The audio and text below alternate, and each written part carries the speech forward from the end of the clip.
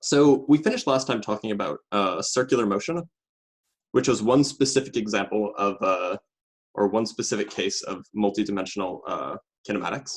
Another type of motion that we can talk about is projectile motion. So projectile motion is probably the most stereotyped thing that you do in a physics class. Like, you guys have probably done this in high school, to be honest. But all it is a special case of constant acceleration motion in 2 or 3 dimensions.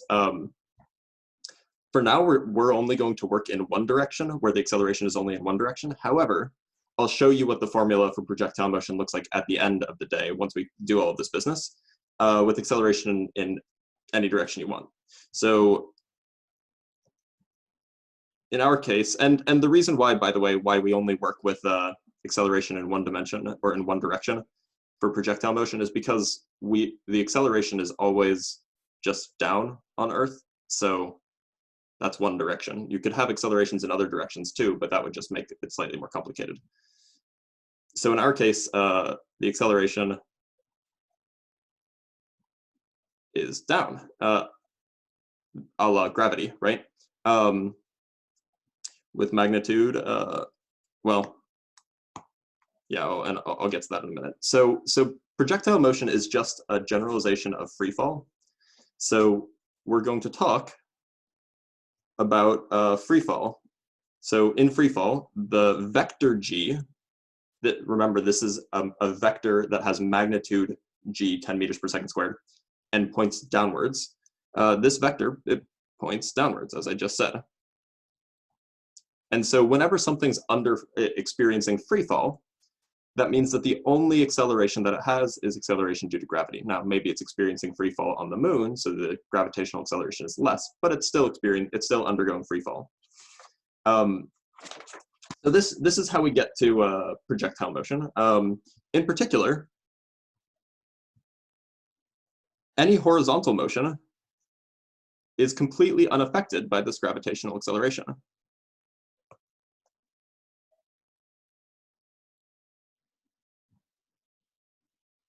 So what that allows us to do is it allows us to treat the vertical motion and the horizontal motion separately. So the first thing that we have to tackle is the equations of motion for projectile motion.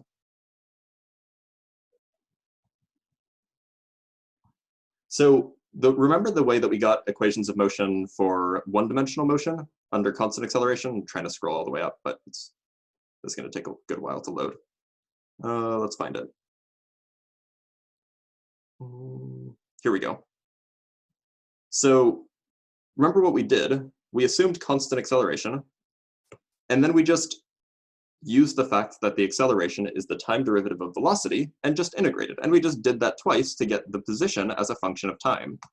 And that lets you get, this involves 2 constants, or 3 constants, I suppose, the initial position, x0, the initial velocity, v0, and the acceleration, a.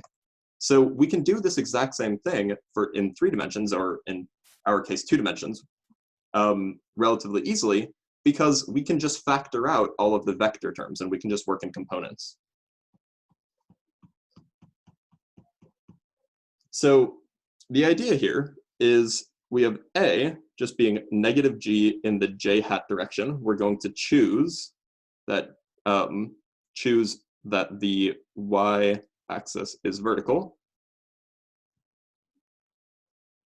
and plus equals up. Hence, negative g in the j hat direction, that's an acceleration with magnitude g that points down. Then what do? Well, we have that v of t as a vector. This is just vx of t in the I hat direction plus vy of t in the j hat direction. And we could add a z hat direction too, or sorry, a vy in the z hat direction, but projectile motion always occurs in a plane, so we can always, so this is a safe assumption, but I'll show you what the full formula looks like at the end of the day. And then note that because dv dt as a vector is the acceleration vector, we have the following formulas. That dv in the x direction, dt, is equal to a sub x. That is the x component of the acceleration, but in that case, it's just 0, right? The x component in the acceleration is 0, the y component is negative g. And similarly, dvy dt is equal to a sub y, which is just negative g. And so then we just integrate again. Technically, we're taking the, well, yeah, we're integrating, but this is very similar to taking the antiderivative. So what we find is that Vx of t is just V naught in the x direction. So I'm going to put a naught at meaning initial and x meaning x direction. And Vy of t is equal to minus g times t plus V naught in the y direction. The way we got that is we just slapped an integral sign here, slapped an integral sign there, did the integral with respect to t, and then we did the same thing for this formula here. Sorry, we want to put the integral sign here. And then we just did the integral from 0 to t. Now, we use the fundamental theorem of calculus again to get for this first term, that I'll just do a quick example. This dt is equal to, from the fundamental theorem of calculus, Vx of t minus Vx of 0. And so this term here, that's what V0x means.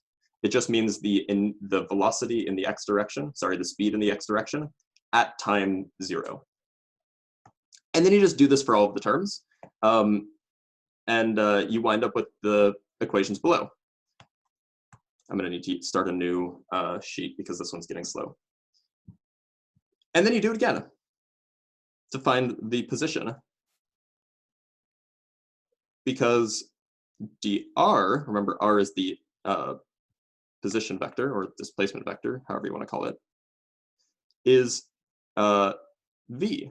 And so you can integrate both things again, both vx and vy, to get r as a function of t. That gives us r sub x of t, that is the position in the x direction. This is v naught sub 0, or v naught sub x times t, plus x naught, and r sub y, i.e. the position in the y direction, is minus 1/2 gt squared, plus v naught y t, plus y naught, i.e. the initial position in the y direction, where r as a vector of t is just r sub x of t in the I hat direction plus r sub y of t in the j hat direction. Right, so basically all we've done is because the acceleration is just in a fixed direction, we can just work component by component and do one-dimensional motion in all 3 directions, right? The idea here is that the directions don't really mix with each other. Acceleration downwards doesn't affect motion left-right, for example. So we can just treat them as components and then do the components separately, and then combine them back all together to be a vector. So in general, the formula for constant acceleration motion in multiple dimensions is something like this. You have r of t, and this is going to be in 3 dimensions. This is for constant a vector. By the way, when I say a vector is constant, what I mean is that it's not changing in time. So it might have components, but those components are all fixed. So here we would have rx of t in the I hat direction plus ry of t in the j hat direction plus rz of t in the k hat direction, where rx of t is x naught plus v naught x minus, sorry, plus 1/2 ax t squared. So this ax, this is the accelerate, or the component of the acceleration in the x direction. Oh no, Why did it get tiny? Oh, okay, it's back to normal size. Our y, and you can probably guess where this is going. This is y naught plus v naught y. Sorry, I'm missing a t there. V naught x times t plus 1/2 ay t squared.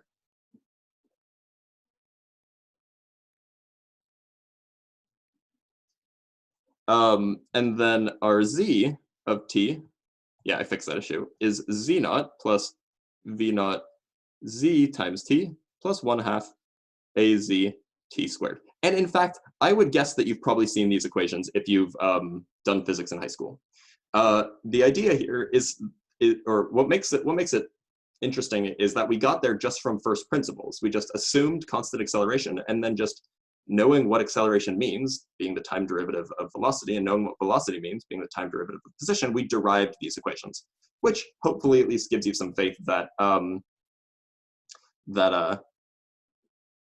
that you better understand. There's a comma because these are components, right? So similarly, by the way, v of t is vx of t in the I hat direction plus v, and I'll explain more in a minute, in the j hat direction plus vz of t in the k hat direction. And then we have the similar equations. This is this is axt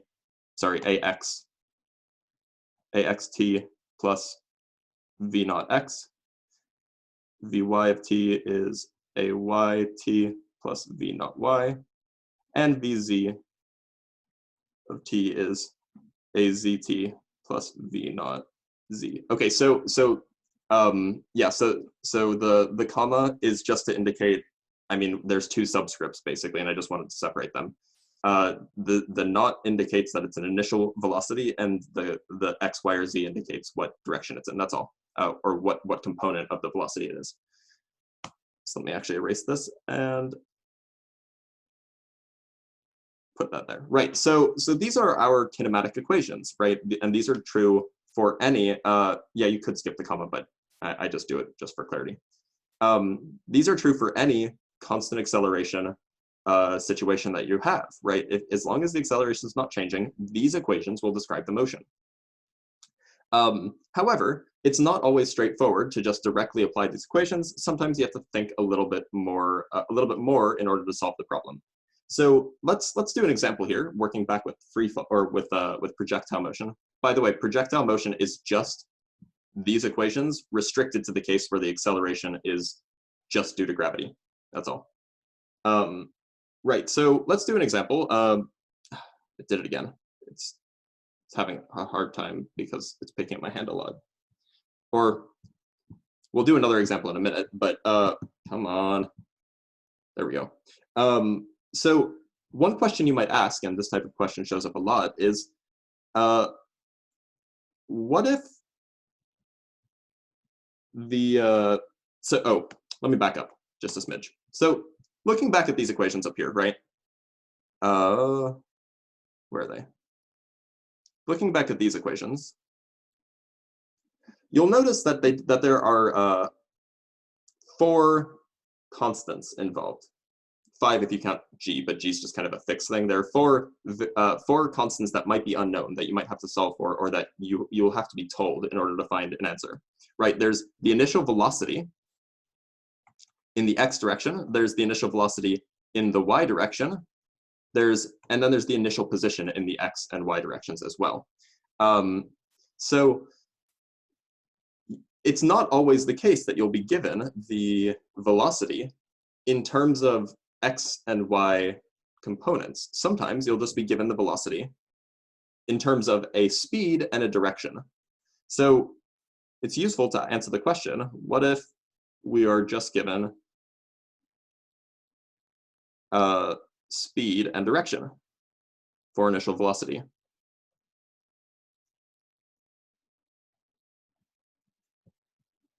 That is, if I say something like initial speed of 5 meters per second, say, and aimed 30 degrees above the horizontal.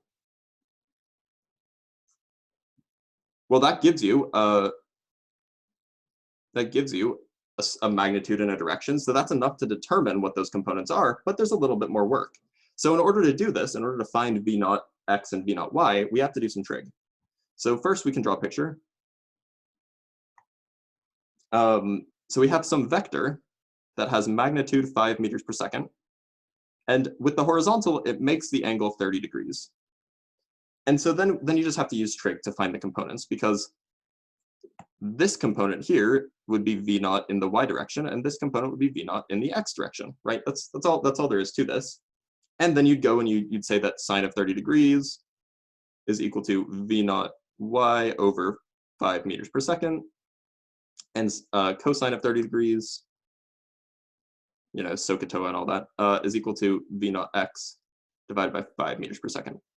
And you'd solve, and you'd use your unit circle and all that, and you get your components out.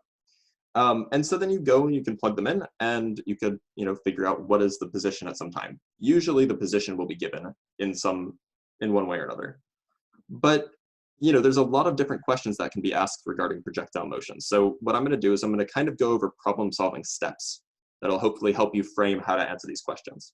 So just give this a header.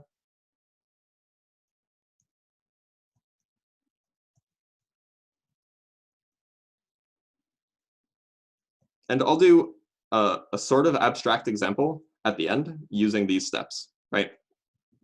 So the first thing that you might want to do in general is draw a picture. Like, seriously, draw a picture and label it as much as possible.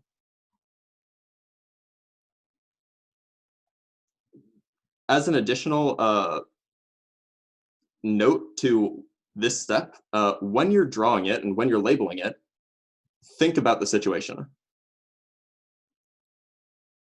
Like, try to understand what's happening, why it's happening, things like that, because it'll help you figure out what you need to do next, right? Like, it's not enough to just, these steps are not just a crank that you can turn to get the answer, right? You're gonna have to actually figure out what's happening in the problem. In particular, you'll note that the homework problem that I asked, I think it's like the third homework problem this week. It's the one involving the archer and the apple.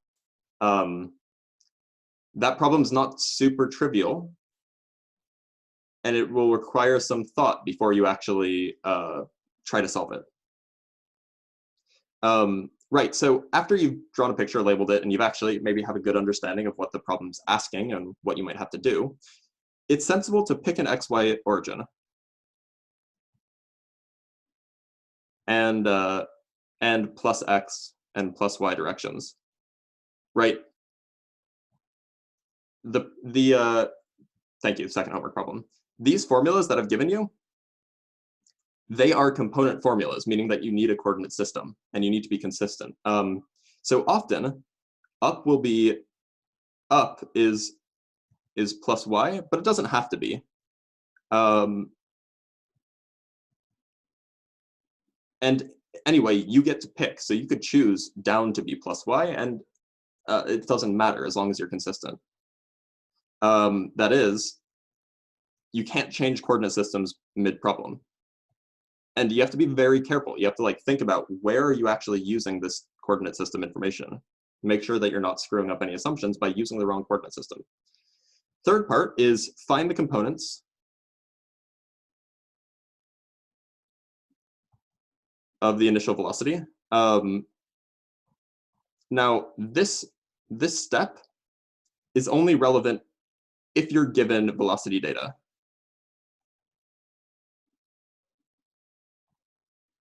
So that is, if you're given something like the speed is 60 meters per second at some angle theta above the horizontal, then you can write down the components of the initial velocity in terms of that angle theta. And maybe you have to solve for that angle theta later, but at least it's something. However, if the question is the final position is here, the initial position is there, the acceleration is this, find the velocity, well, I mean, you'll still want to write down something like, oh, v naught x is the magnitude of v times the cosine of theta, and v naught y is the magnitude of v times the sine of theta, but that's not going to be super helpful right away. I mean, the idea here for this step is really just write everything write everything that you know that you're given in terms of components, right? Like positions, velocities, and so on. Fourth step, write down the equations of motion. I'm going to abbreviate that EOMs just because. And note which quantities you know and which you don't.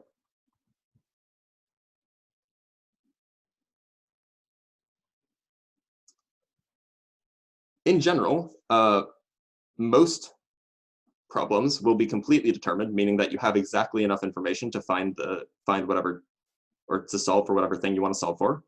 Sometimes you'll be given extra information. EOMs is equations of motion. Yeah. But it's just useful to note down what you're looking for and what you know. Step 5, do the algebra. Solve, or perhaps the better way to phrase this is to solve the algebra, because at the end of the day, you're going to get a few equations, maybe 5, maybe 4 equations or something like that you'll have to rearrange and solve. And then you want to rewrite your answers as vectors if necessary.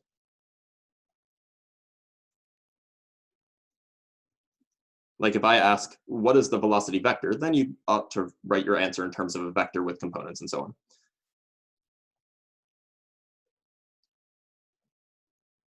And the sixth, and perhaps the second most important step, is to check to make sure your answer makes sense.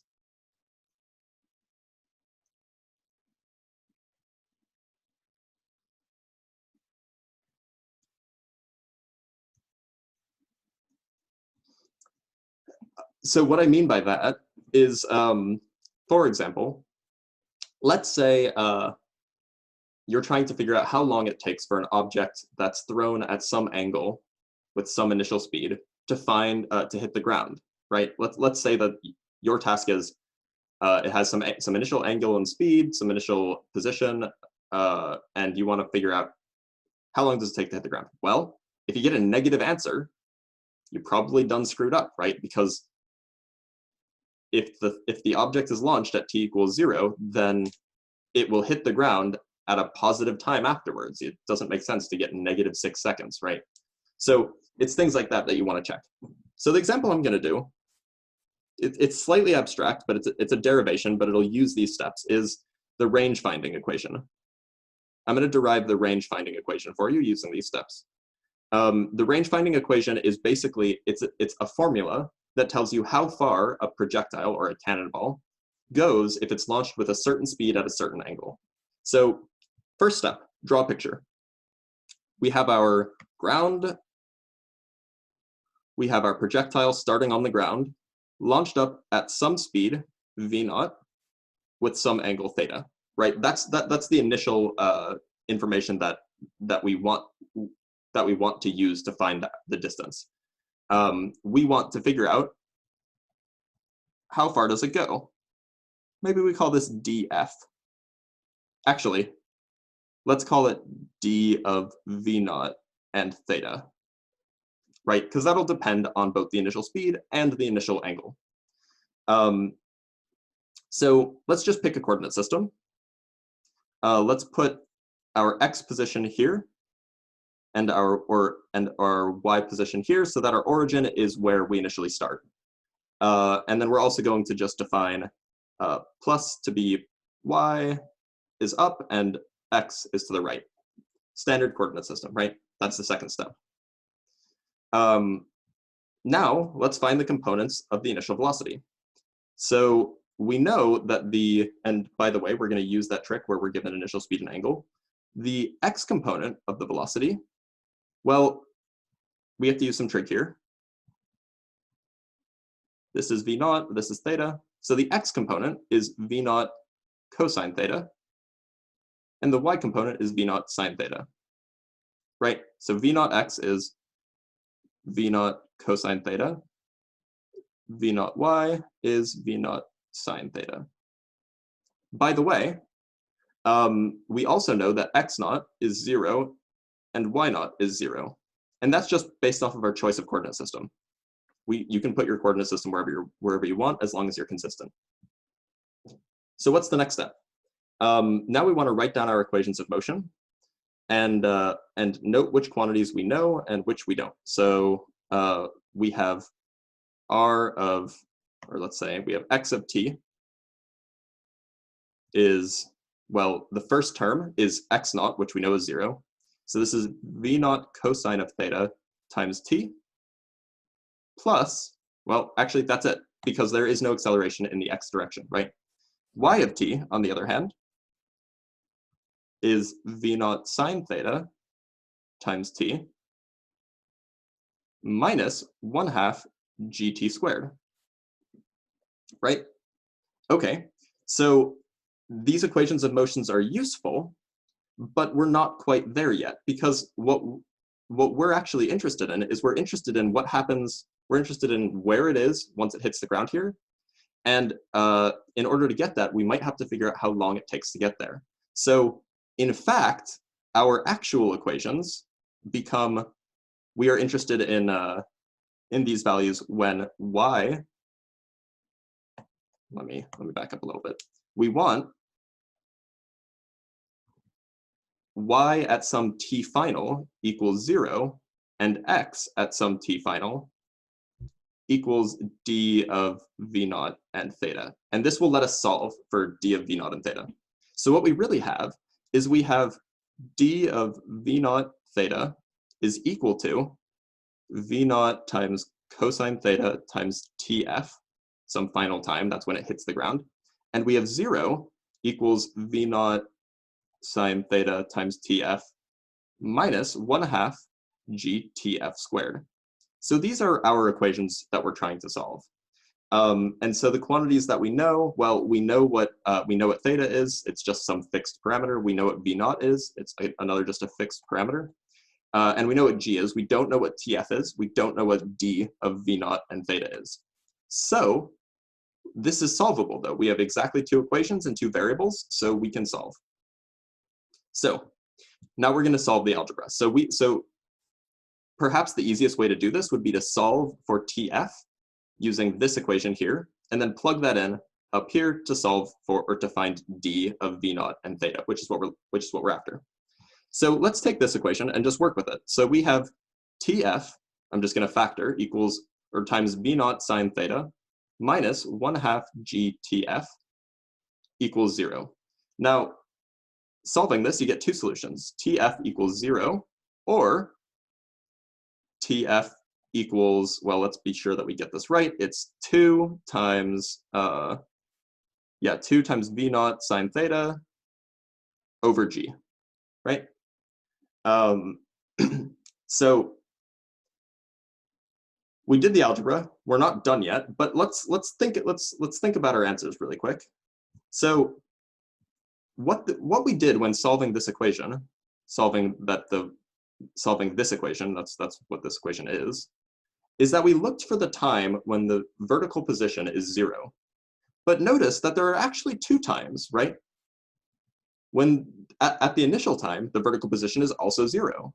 So of course we get that as one of our solutions, but that's not the sensible solution, right? So the final time is actually, should be after the time when the vertical position is initially 0. It should be positive, which is what this is. If v naught is positive, which of course it is, it's a magnitude, as long as theta is greater than pi, which it ought to be greater than 180 degrees, i.e. it's pointing upwards, then we're good. So this is the value of tf that we should use. And so then what we find that d of v naught and theta is 2 v naught squared over g times cosine of theta, sine of theta.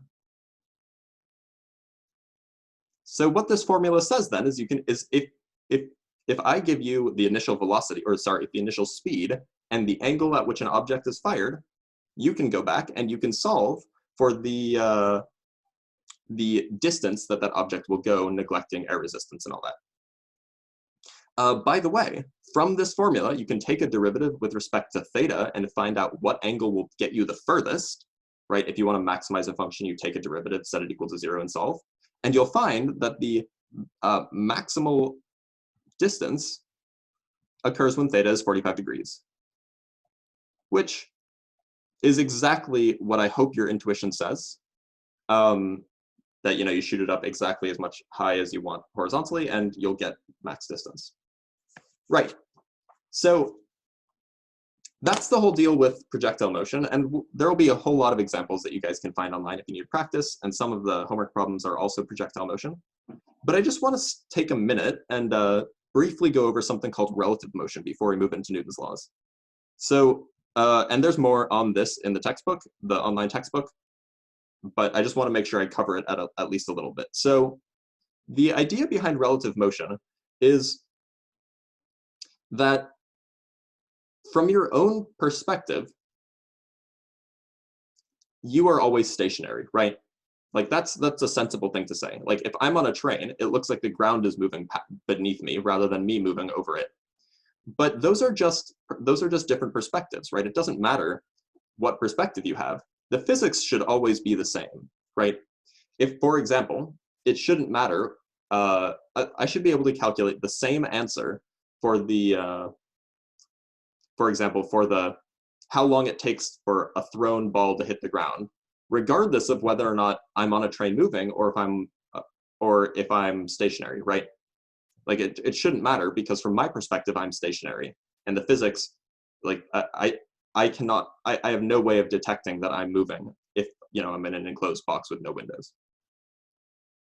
However, when you make measurements relative to other things, say you have 3 people who are all moving relative to each other, there is a point to the question of how do you reconcile the differences between what each person measures, because they're all correct in their own reference frame and from their own perspective.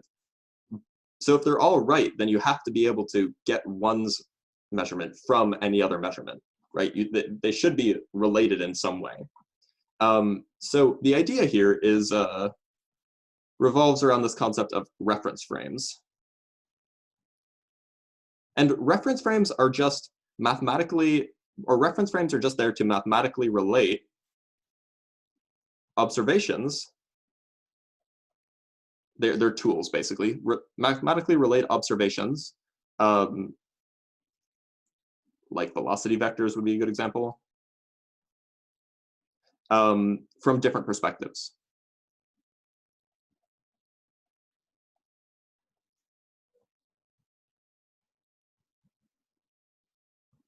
So the language that you might say is that you might say from her reference frame, she measures the velocity to be this, whereas from my reference frame, I measure the velocity to be that. Now the question is how do those velocities relate to one another? So by the way, there's some notation that is useful to go over. If person A measures person B moving with some velocity,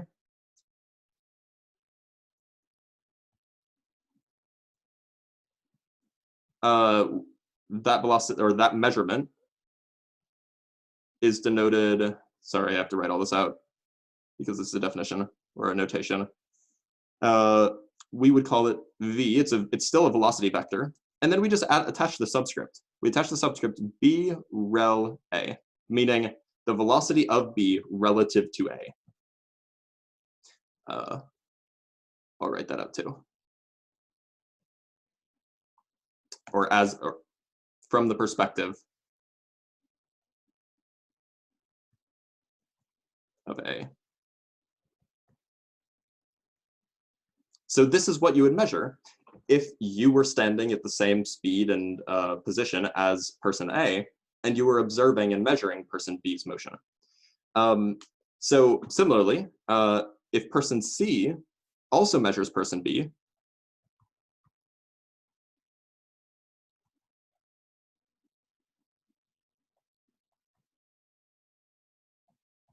they get VB rel C, right? That is the velocity of B as measured by person C. So the question is how do VB rel A and VB rel C relate? I.e., like, you should be able to go from one to the other because you should be able to, like, mathematically change perspective. So the example here is that let's say that, like, C is on a train, A is on the ground, and B is flying in a plane parallel to and directly on top of the train, right? So let's say that VB rel A, that is the speed so B is in the plane, C is on the train. So this is the speed of the plane, or the speed of person B, relative to the person on the ground. And let's just say that that's 300 meters per second in the, say, I hat direction, just because it's a vector. The person on the train, on the other hand, well, they're trying to catch up with the plane, right? Maybe they're traveling at 50 meters per second relative to the person on the ground. Maybe the train just moves at 50 meters per second. They would measure the plane moving more slowly at, say, 250 meters per second in the I hat direction. That is, the train speed is 50 meters per second, and the plane speed is 300 meters per second. And hopefully that makes intuitive sense. So the way that they're related, and this is generally true, is that VB rel A, let me move this down. Come on. Is equal to VB rel C plus VC rel A. The idea here is that you take if you want to get the perspective, if you want to go from the perspective of one person, then you just have to add to any of their measurements their own speed relative to you. And hopefully that's intuitive enough for you guys. Like, you just add the speeds together and you get the new speed, right? So and this is the train example. It's fairly standard, and it's in the textbook. Now there's this other business. Regarding Galilean transformations, which are another way of framing this question of how do you reconcile differences in measurements from different perspectives. I'm not going to go over this, but I do want you guys to take a look at it in the textbook online. It's in section 1.8, and you'll also see most of what I just covered in that section as well, just in case you're curious or you want to see more material. All right, so we only have 12 minutes left, but I do have a lot to cover today and Friday, so I will not cover all of this, I don't think. Hope I'll make it. I can cover it's a lot. Anyway, well, may as well dive in. So the next thing, now that we've talked about actual motion, now we have to talk about forces, and in particular, Newton's laws. So hopefully you guys in high school physics, you've seen these things, but Newton's first law,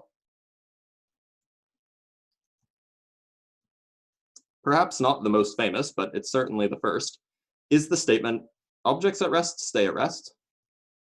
Objects at rest or in motion at a constant speed in a straight line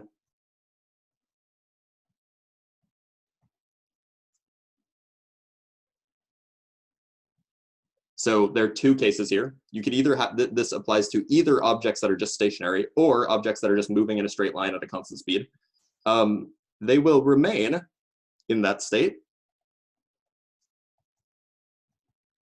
unless acted upon by an external influence.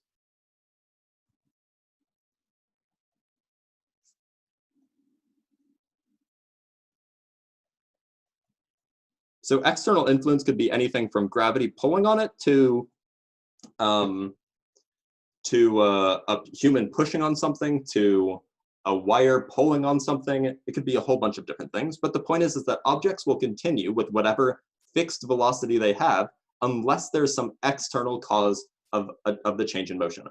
Often this is colloquialized as an object at rest stays at rest, and an object in motion stays in motion, but this is technically more explicit. Now, what I didn't do is I didn't define what an external influence is. So you guys know what it means for an object to be at rest or in motion at a constant speed in a straight line. You know what all of those mean. But in order to fully grasp this, you need to know what an external influence is. So an external influence is a force. So forces are pushes, pulls,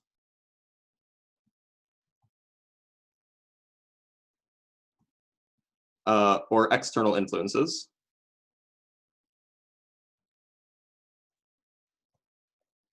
And these are forces.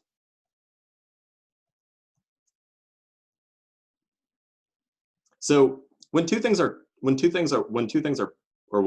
thing is pushing on another, or one thing is pulling on another, those are more easily understood than like just gravity acting on something. So pushes and pulls are easy to understand. So everything else that's like kind of harder to understand is kind of lumped into this external influence business. But it doesn't matter what you call it. But it's just a good idea to think of these things as forces. So unfortunately, you guys all probably have a mental model in your head of what a force is, and that's probably wrong. The colloquial understanding of force is just a wrong idea. And hopefully we'll replace it in the next week or so with the correct idea. So better question is what isn't a force? So a force is not a quantity stored in or possessed by an object.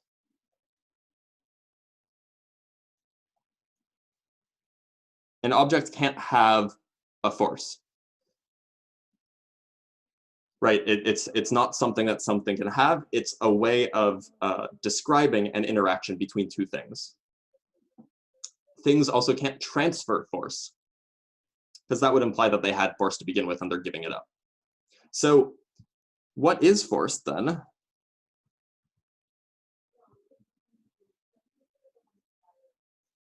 Force is an interaction between two objects, and only two objects,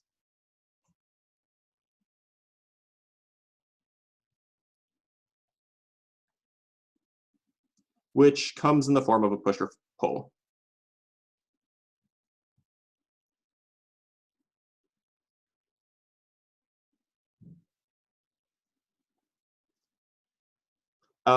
And so everything can either be described as a push or pull, even if that force is not in the direction of the line between two bodies, right? Push or pull, colloquially, they're the same thing. They're just in opposite directions, right? So when this interaction happens,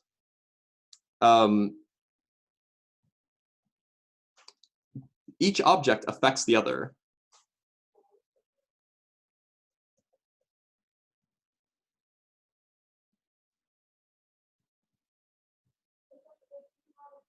So what I mean by that is that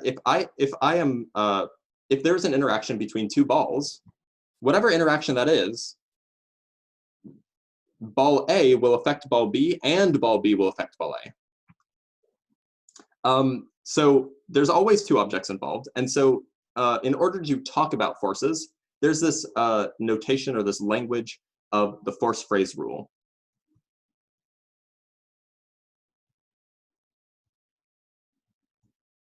So the force phrase rule is something that I'm going to expect you guys to use from now on when talking about forces, or when writing about forces anyway. Talking about them, it's also helpful. And so this is basically just a set way of wording your description of a force. So when talking about a force or referring to a force, you will say the type of force. So maybe you say the gravitational force on object experiencing the force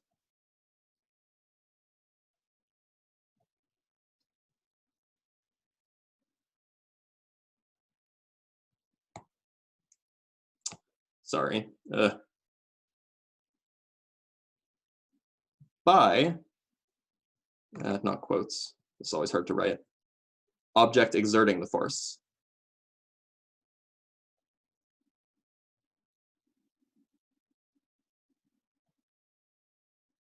So this is basically the phrase that you want to use to describe it, and I will actually make you do this. Like on homework problems, I will say, use the force phrase rule. On exams, I will say, describe this force in the force phrase rule.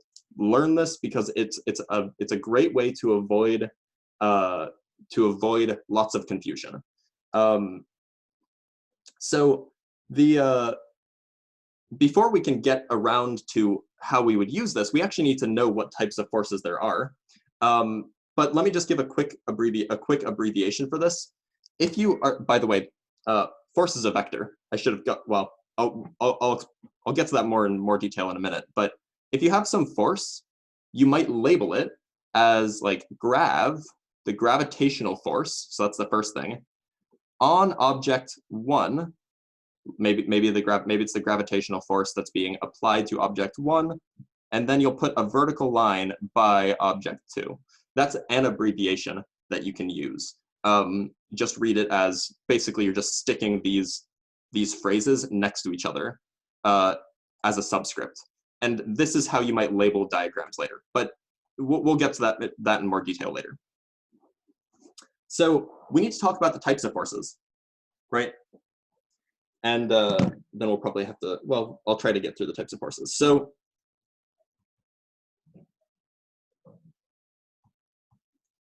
there are two categories of forces. There's fundamental forces and non-fundamental forces.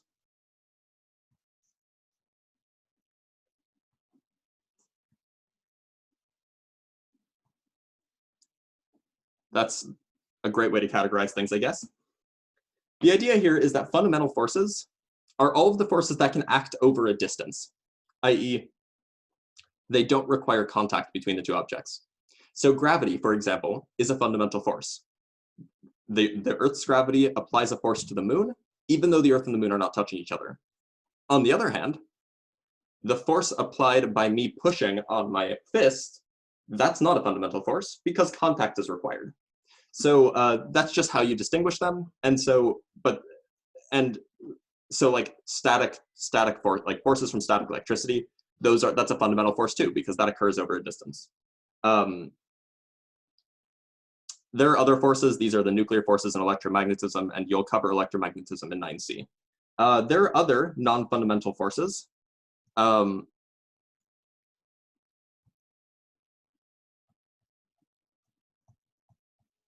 We can classify these further. There's things like tension. This is a pulling force exerted by, say, a rope on an object. There's the contact/normal force. So you can call it either the contact force or the normal force. And this force is it's a pushing force resulting from direct contact of two surfaces. So think like the table is sitting on the floor of my room, and so there is a normal force between them. The floor pushes up on the table, and the table pushes down on the floor. So this is a pushing force. By the way, tension is pulling. Then there's friction.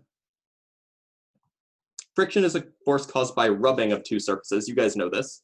And it opposes, this is neither pushing or pulling, but if I had to call it anything, I would call it a pushing force. It opposes relative motion between two surfaces.